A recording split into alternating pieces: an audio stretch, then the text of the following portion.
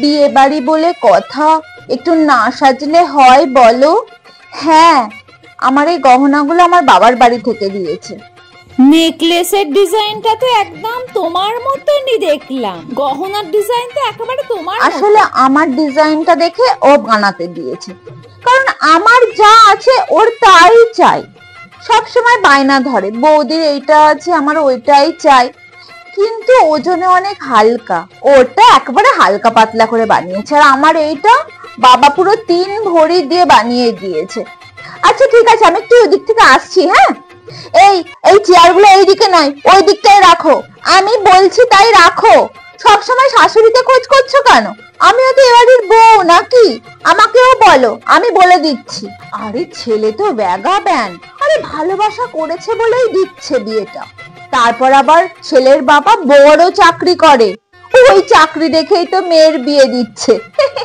এতদিন ছেলে বাবার ঘাড়ে বসে খেয়েছে, এখন বউ নিয়ে ঘরে বসে খাবে। আমার বাবার বাড়ির লোক কি করে আসবে? ওদের বলেছে নাকি? ঘরের কথা তোমাদেরকে আর কি বলবো। আমার গহনার সাথে ওর গহনার তুলনা হয়? আমার বিয়ের সময় গহনার দাম অনেক ছিল, তা বলে কি আমার বাবা যা হোক তাই হোক করে বিয়ে দিয়ে সব গুছিয়ে দিয়েছে, বুঝলে?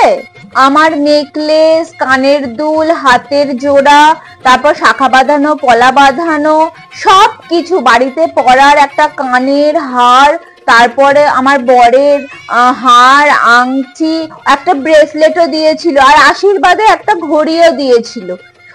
এদের তো দেখলাম ভিখারির মতো অবস্থা, কি সব যে দিয়েছে মুখেও বলতে পারবো না। আমার ননদ বাড়িতে তো একটাও কাজ করে না। আমি আমার বাবার বাড়িতে কাজ করতাম না, সেই মেয়ে এই বাড়িতে এসে এত রাজ্যের সংসার চালাচ্ছি। কি বলবো, আমার চোখের তলায় দেখো কিরম কালি পড়ে গেছে। ওই মেয়ে এবার শ্বশুর বাড়ি যাক না, আমিও দেখবো কত ধানে কত চাল।